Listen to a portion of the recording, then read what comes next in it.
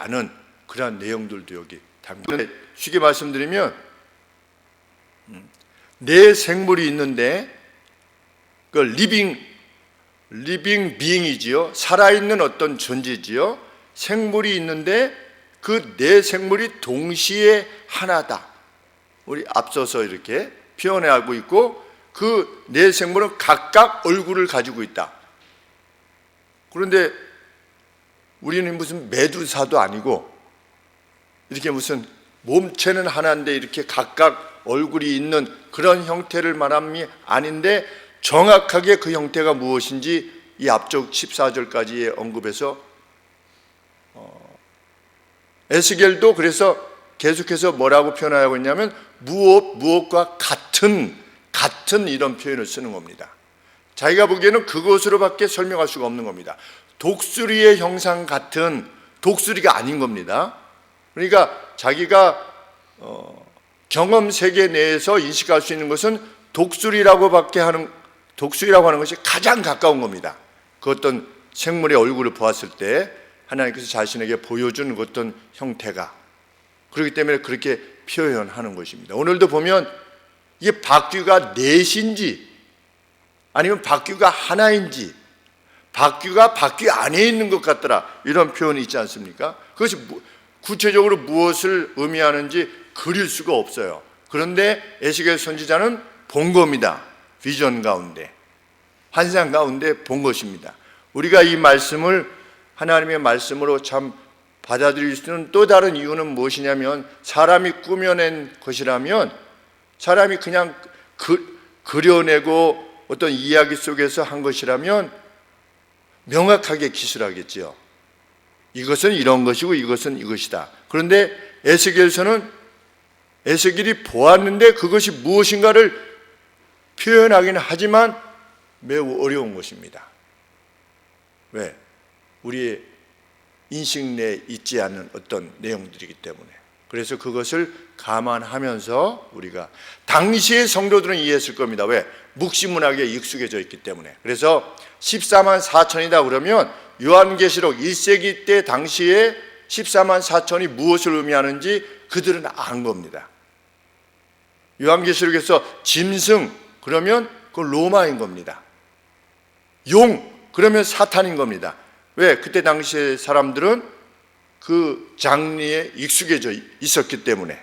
근데 우리는 2000년의 공백이 있으니까, 에스겔서부터는 약 2500년의 공백이 있기 때문에 우리가 다 이해할 수가 없는 것입니다. 어떤 시대적 공백이 있는 것입니다. 그래서 주석가들이, 탑스칼라들이 열심히 노력을 해서 그것을 밝혀내려고 애를 쓰는 가운데 있고, 그 내용들, 제가 이것을 읽고서 어떻게 설교할 수 있겠습니까? 이것이 그냥 읽고 이거는 이것입니다. 하나님이 계시를 저한테 직접 주시면야 바로 이해할 수 있겠지만, 저도 읽으면 이게 무슨 내용인지 도저히 알 수가 없어요. 해석은 합니다. 영어 역본을 가지고 한글로 이제 해석을 하고, 잘 이해가 안 되는 것은 히브리 원어를 보고, 이제 인터리니어라고 하는 것이 있어요. 그럼 이건 3인칭, 남성, 복수, 단수 이런 것들이 있어요. 그러면 그것을 연구하지만 매우 어렵습니다. 그래서 탑스칼라들의 어떤 도움을 받아서 가장 합당하다고 여겨지는 것들을 우리 성도님들에게 설명하게 됩니다. 우리 에스겔서는 주전 593년부터 571년의 역사를 담고 있습니다. 주전, 기원전이지요. 예수님 오시기 전 593년부터 571년.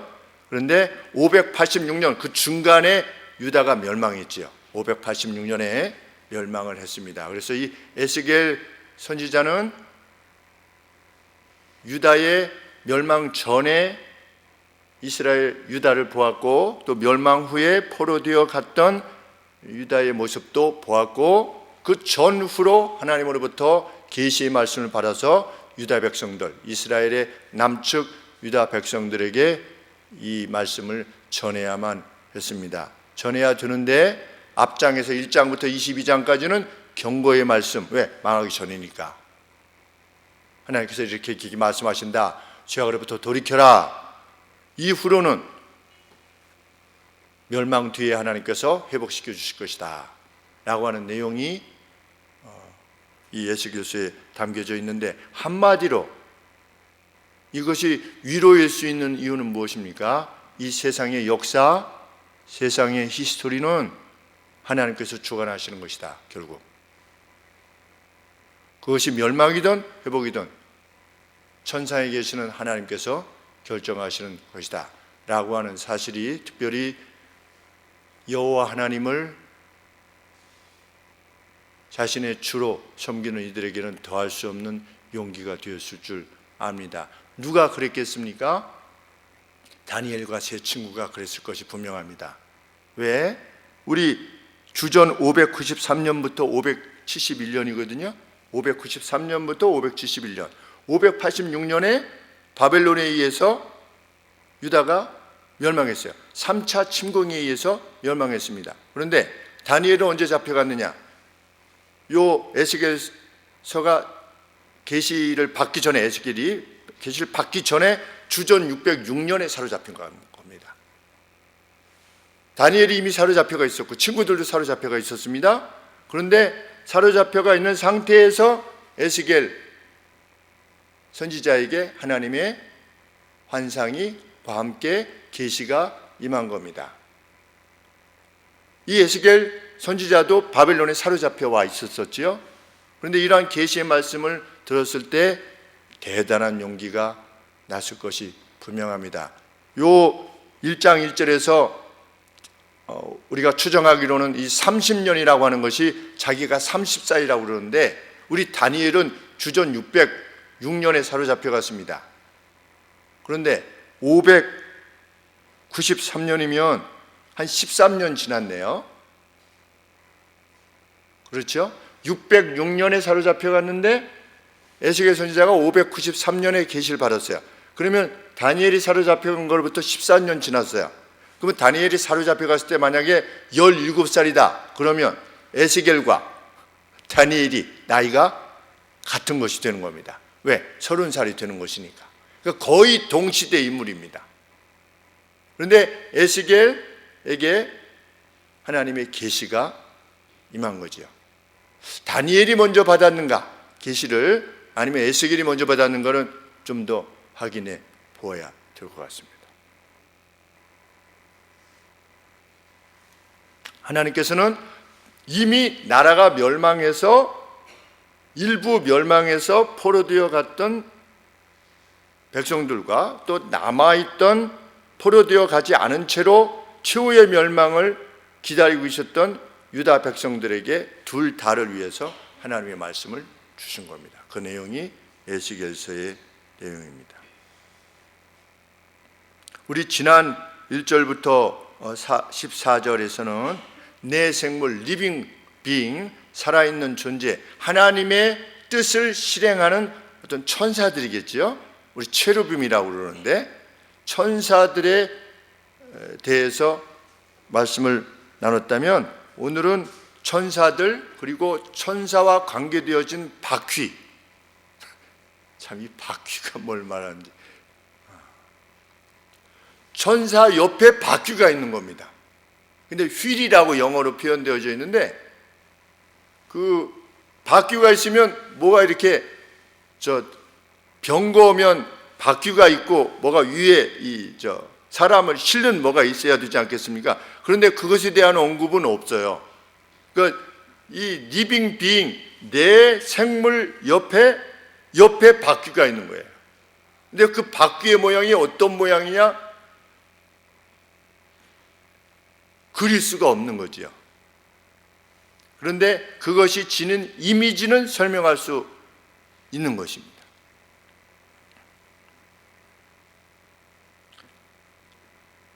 이 네 생물들을 보고 있는 가운데 무엇을 보았다? 15절에 보시면, 내가 그 생물을 보고 있는데 그 생물 곁 땅 위에 바퀴가 있다.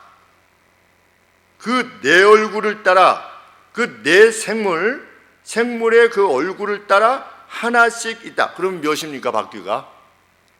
넷이지요. 그런데 그 성경에 뭐라고 되냐면 원휠이 있대요. 원휠. 그러니까 하나의 바퀴인데 그 내 얼굴을 따라 하나씩 있고, 그래서 매우 어려운 겁니다. 그리고 16절에 그 바퀴의 형상과 그 구조는 넷이 한결같다.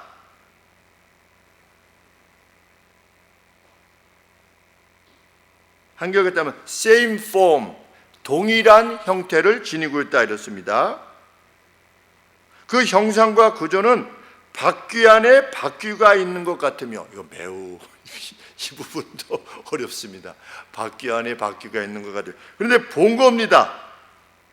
중요한 거는 그게 어떻게 생겼냐 보다도 더 중요한 것은 뭐냐면 17절 말씀인데, 행할 때에는, 그것들이 행할 때는 사방으로 향한 대로 돌이키지 않고 행하며,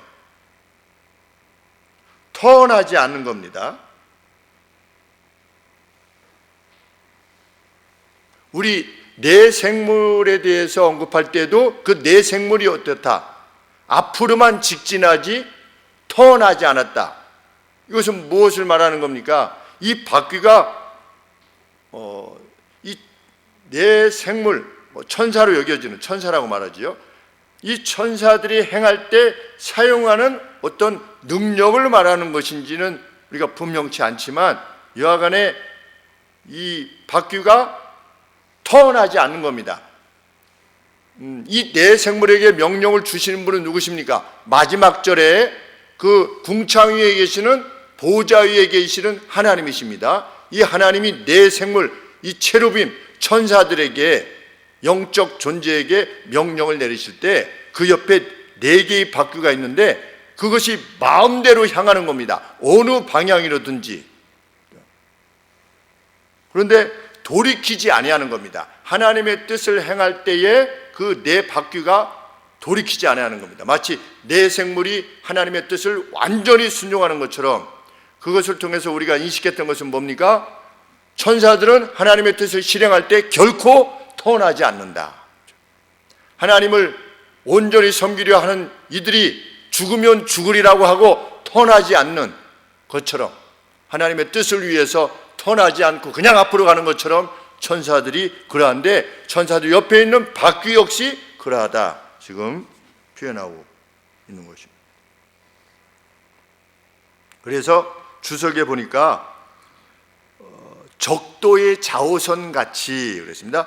어디로든 갈 수 있는 형태를 말하는가 싶다 그랬습니다. 우리 이 적도, 지구본 같은 것이 이렇게 있으면 이렇게 이중으로 되어 있죠. 좌우선하고 이렇게, 그렇죠? 이렇게 되어 있고 이렇게 되어 있지 않습니까? 지구를 감싸서. 그러면 이렇게 돌리면 아무데나 막 이렇게 가잖아요. 그것을 말함이 아닌가.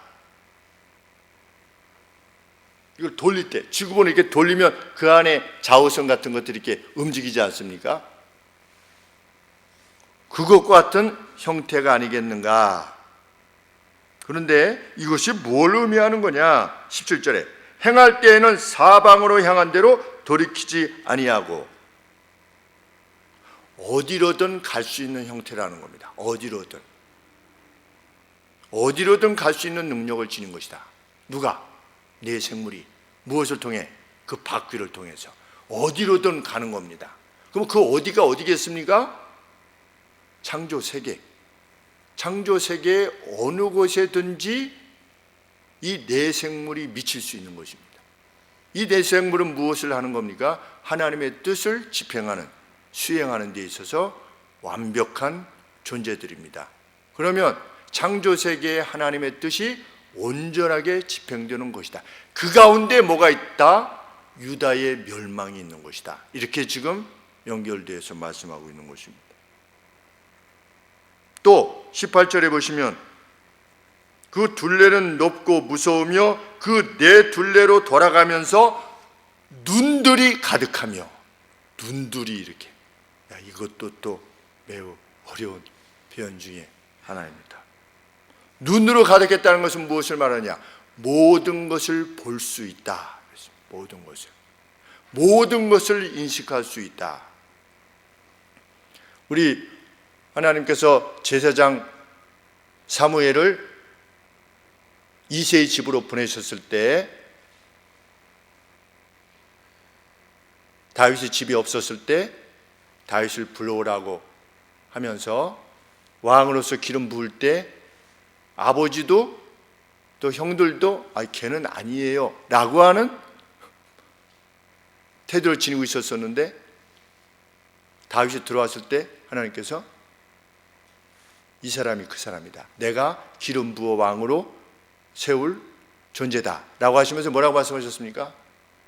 사람은 외모를 보지만 나는 중심을 본다, 헐트를 본다, 그 가슴을 본다 라고 했는데, 이 천사들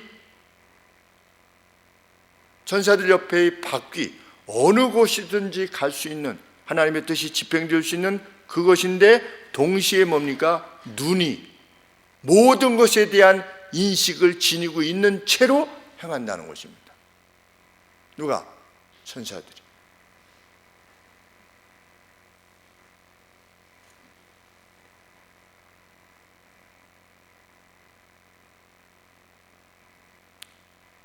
하나님께서는 또한 그의 천사들은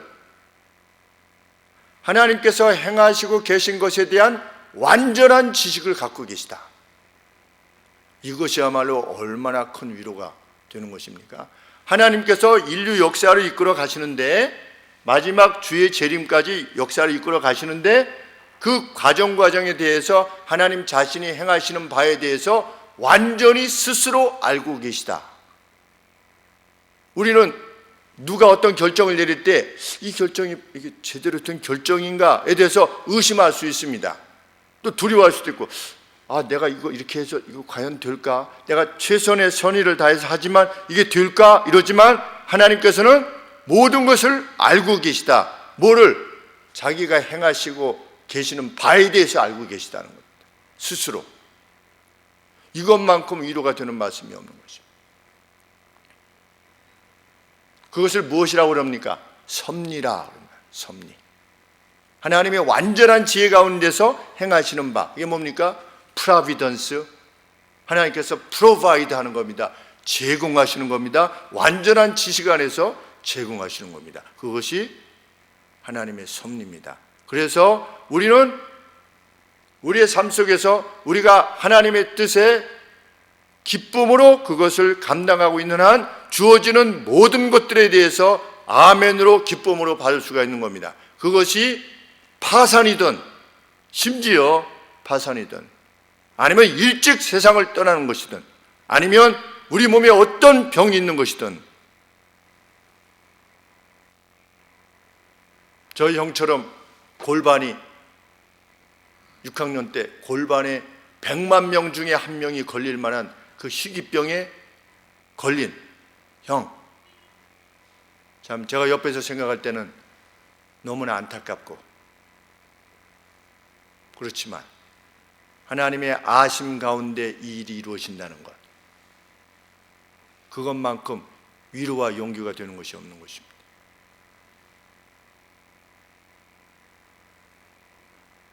하나님은 모든 것을 야기하시고 일으키시고 모든 것이 발생하도록 하시고 그것을 허락하시고 그것을 조정하시는 분이시다. 누구를 위해서? 우리의 유익, 자기 백성의 유익을 위하여 행하시는 분이시다. 그 내에 무엇이 있는 겁니까? 예수 그리스도의 죽음이 있는 것입니다. 하나님이 실패하신 겁니까? 결코 실패하지 않고 승리하셨다고 하는 것을 보여주신 것이 십자가 사건입니다. 하나님의 섭리 가운데, 그 온전히 아심 가운데 그 일이 이루어진 것입니다.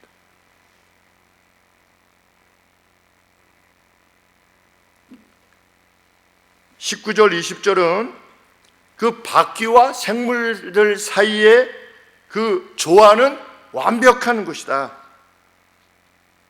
(18절에) 그 둘레는 높고 무서우며 그 네 둘레로 돌아가면서 눈이 가득하며 생물이 행할 때 바퀴도 그 곁에서 행하고 생물이 땅에서 들릴 때 바퀴도 들려서 어디든지 신이 가려하면, 여기 신은 뭐냐면 스피릿입니다.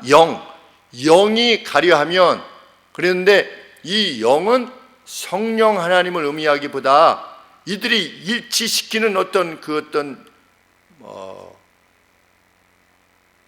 하나 된 마음, 하나 된 마음이 아니겠는가. 그래서 영어 역본에도 보면 the spirit을 대문자로 쓰지 아니하고 소문자로 써놨습니다. 그들 내 어떤 일치된 영이 있는 것입니다. 그 일치된 영이 가려하면 생물도 그 리빙 비잉도 그 신에 가려하는 것으로 가고 바퀴도 그 곁에서 들리니 이는 생물의 신이 생물의 그 영이 그 바퀴 가운데 있기 때문이다.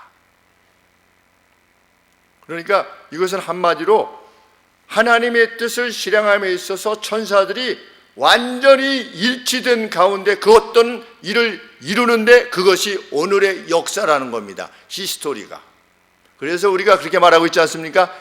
히스토리. 그게 맞는 것인지 잘 모르겠지만 his, 그죠? 그의 스토리. 그래서 히스토리래요. 그분의 스토리인 겁니다. 뭐가? 히스토리가, 역사가. 얼마나 멋있는 말인지 알 수 없습니다.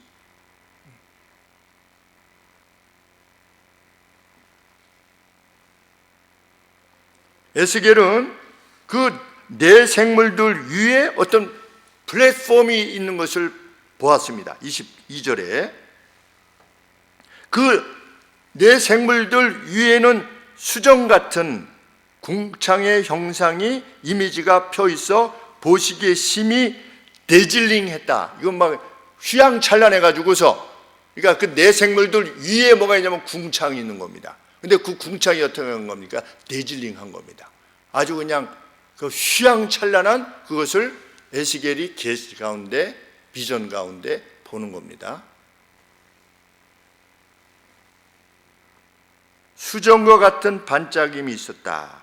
그런데 그 밑에 23절에 그 궁창 밑에 그 네 생물들의 날개가 스트레이트, 서로 이렇게 펴져 있어요.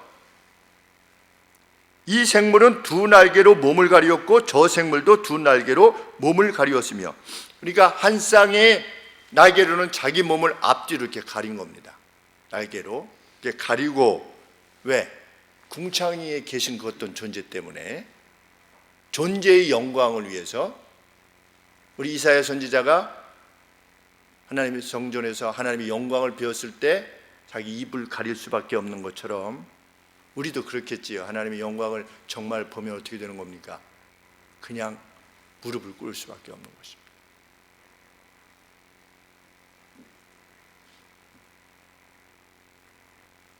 그 정도 내가 쓰는 종이다 이러실 때 그냥 고꾸라질 수밖에 없는 것입니다.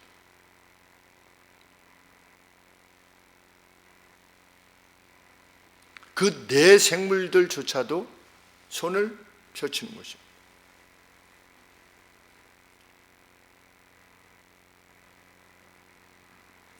근데 그 손을 펼치는 것이, 그러니까 두 날개는 위로 향해 펼쳐 있고 두 날개는 이제 자기를 가린 건데, 이 펼쳐 있었다고 하는 것이 그 무엇을 의미하느냐?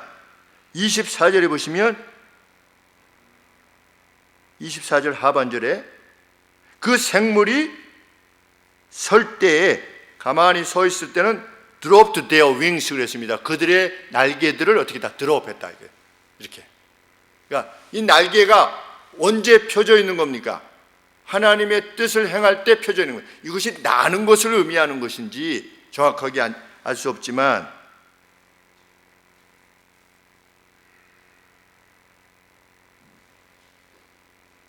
날개가 펴 있다고 하는 것은 주석가들의 주석에 의하면 동작을 위해서 늘 준비되어 있는 겁니다. 하나님께서 말씀하십시오 그러면 바로 행할 수 있도록 준비된 채로 그런 표현인 것입니다.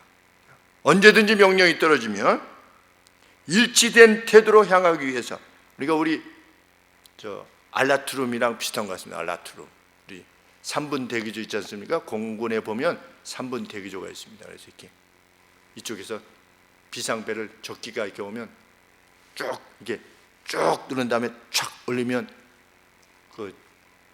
그쪽과 직접 연결돼서 그냥 묻지도 말고 뭐 하지도 말고 그냥 뜨는 겁니다. 그냥 어디로 갈까요? 뭐 때문에 그렇습니까? 그게 아니라 그냥 그 벨이 울리면 무조건 출격이에요. 일단 그 공중에서 뜨면서 요격 임무를 받는 거죠. 어디로 가야 되는지 관제사들한테. 제가 관제사였기 때문에. 네. 이 천사들이 이렇게 위를 향해서 그 날개라는 것을 특별히 무엇을 의미하겠습니까? 신속함, 신속하게 하나님의 뜻을 실행하는 것입니다.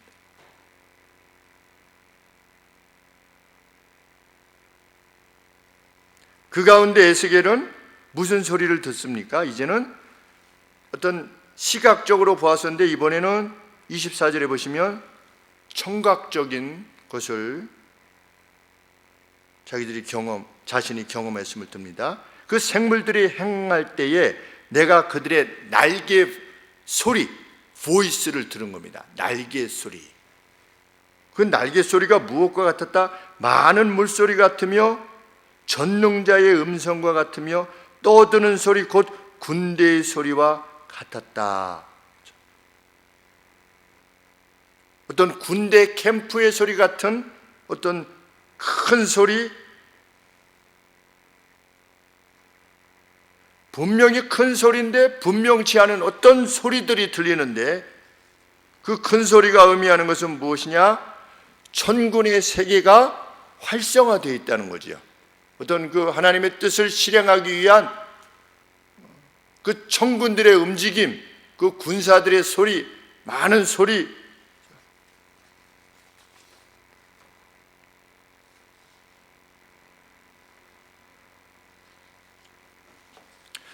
그리고 이것은 어떤 활성화되어져 있는 그것도 의미하면서 동시에 그 내 생물들이 행하는 일에 대한 영광 혹은 그 내 생물들의 영광, 그것을 의미하는 것일 수도 있다. 왜? 43장 2절에 보시면 여호와의 영광이 성전으로 다시금 들어오실 때에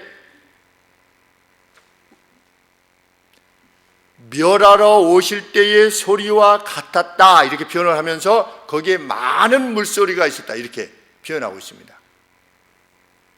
지금 1장에서 여호와께서 북방으로부터 오시는데 큰 빽빽한 구름 가운데 그 가운데 빛나는 주석 같은 그 안에 어떤 존재가 있는 상태에서 지금 북방 바벨론이죠. 바벨론으로부터 예루살렘으로 지금 오고 있는 것을 이미지화해가지고 14절까지 언급하지 않았습니까? 그런데 이때는 뭐 때문에 오시는 겁니까? 멸망시키기 위해서 오시는데 나중에 43장은 회복과 위로의 말씀을 주실 때 여호와의 영광이 다시금 성전 안에 들어올 때 많은 물소리 같은, 근데 그 많은 물소리가 마치 멸망 때 오실 때의 물소리와 같았다, 이것을 보면, 그리고 여기에서 그 많은 물소리를 하나님과 영광과 일치시키고 있는 것을 보면, 연관시키고 있는 것을 보면 이 천사들이 내 생물이 행할 때의 그 많은 물소리, 그리고 하나님의 음성과 같은 것, 그런 것들은 어떤 천군과 관계되어진 영광을 드러내는 것이 아닌가, 이런 생각을 하게 되는 것입니다. 그렇게. 그런데도 24절에 군대 소리와 같았는데 그 생물들이 설 때에는 어떻게 해야 돼요? 날개를 드롭해야 돼요. 그 생물들이 움직일 때는 언제 움직이는 겁니까? 하나님의 명령을 받아서 움직일 때만 행하는 겁니다. 근데 그 움직이며 행할 때 그 소리들이, 에스겔이 들었던 그 소리, 막 많은 물소리 같은 그런 소리들이 들렸는데, 그럼에도 불구하고 하나님의 명령과 관계되어지지 않을 때는 그들은 어떻게 할 수밖에 없는가? 그 날개를 드릴 수밖에 없는 존재입니다. 누가? 그 내 생물들이. 하나님 앞에서의 내 생물들, 체르빔들, 거룩하다, 거룩하다, 거룩하다.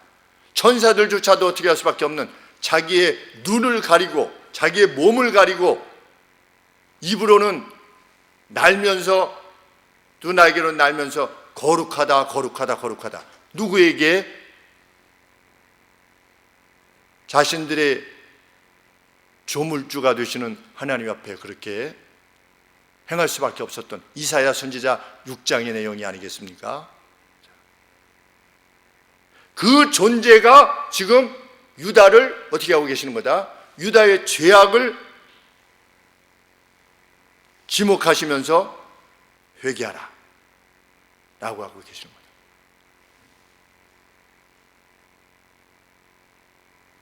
그러면서 이어 에스겔은 26절에 그 머리 위에 있는 궁창 위에 보좌의 형상이 있는데, 어떤 그 왕의 보좌의 형태가 있었던 거죠. 그 모양이 아주 귀했던 남보석 같고, 그 보좌의 형상 위에 한 형상이 있는데 누구 같더라? 사람의 모양 같더라. 누구십니까? 28절에 여호와 하나님이 거기 계신다는 것이 아니라 이미지로 보여주시는 것이죠.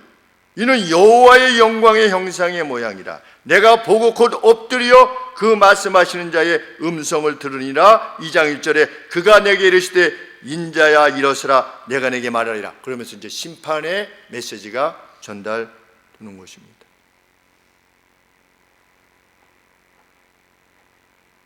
(27절에) 하나님께 여호와의 관계되어진 우리 1장 4절에 보시면, 내가 보니 북방에서부터 폭풍과 큰 구름이 오는데 그 속에서 불이 번쩍번쩍하여 빛이 그 사면에 비치는데 그 불 가운데 단쇠 같은 것이 나타나 보이고, 아주 번쩍이는 그 어떤 존재가 있는 겁니다. 그게 뭘까? 이러고 있는데 그것이 설명되는 것이지요. 27절에 내가 본즉 그 허리 이상의 모양은 단쇠 같은, 여기 위에는 단쇠 같은 모양이며, 이거는 뭐냐면 아주 불에 달군 것 같은 어떤 메탈, 금속이라는 겁니다. 그 어떤 한 인물을 보았는데 그 이미지가 이 위쪽이 불과 같은 거예요. 그 허리 이하의 모양도 여기는 파이어 같은 거예요. 이 밑은 그냥 불 같은 것이고 위에는 불에 달군 쇠 같은 거예요. 어떤 메탈 같은 거예요.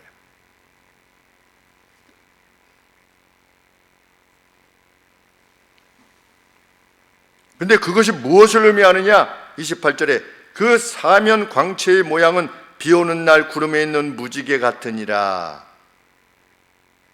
그분에게서부터 광채가 나오는 것이지요. 그런데 비 오는 날 구름에 있는 무지개 같으니 이는 여호와의 영광의 형상의 모양이라. 여호와 하나님이시라는 것을 에스겔이 알아보고 바로 엎드려 경배하는 것입니다.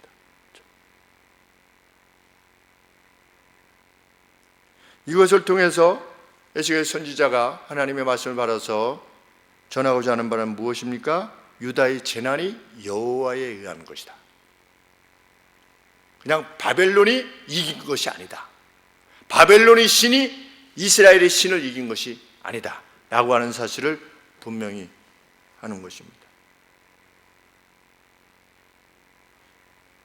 이 내용을 전달받았던, 포로되어 왔던 성도들은, 유다 백성들은 큰 위로를 받았을 것임이 분명하고, 남은 백성들 가운데 하나님을 의지하며 있던 이들에게도 큰 위로가 되었을 것인데 유다는 회개치 아니하여서 결국 멸망당하게 말았습니다.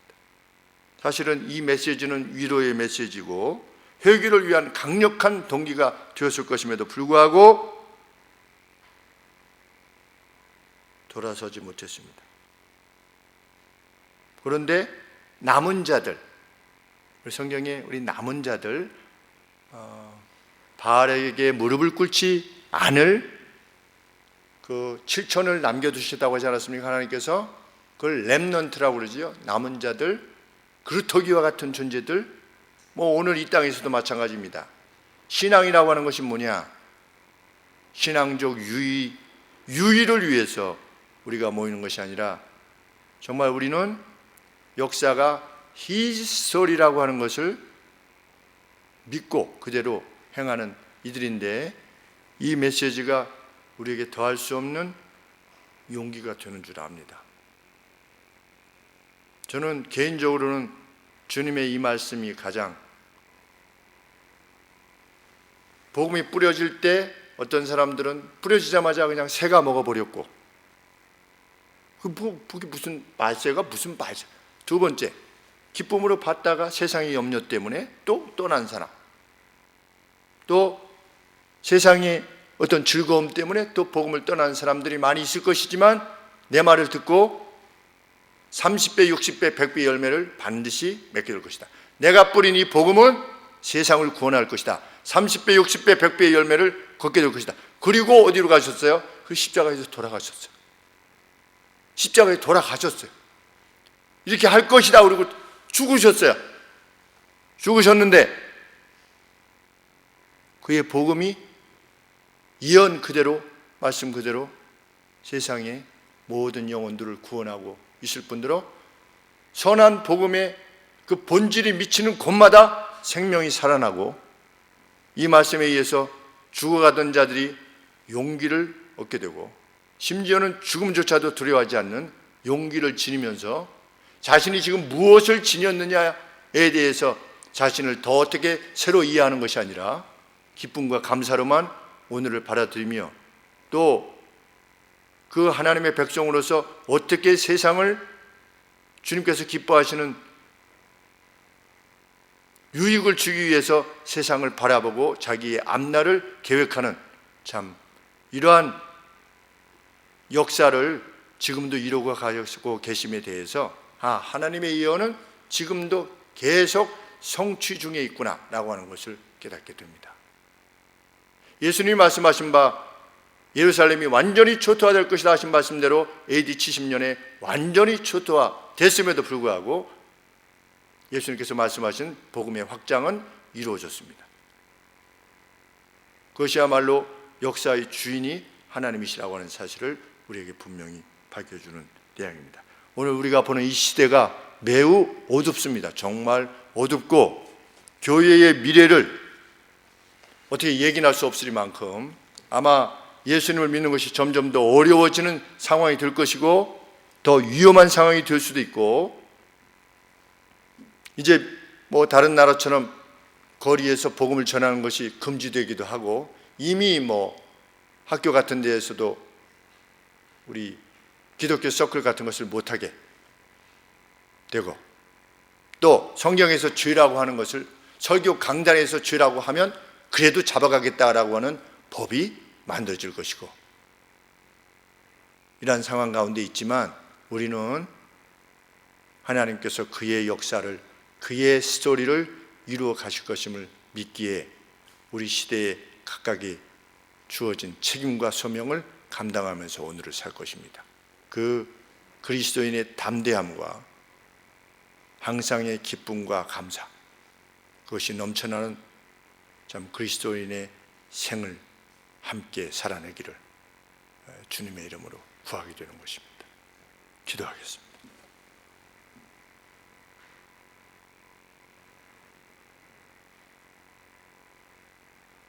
주님, 나는 알파와 오메가라고 하신 주님, 마지막이 있음을 저희들은 믿습니다.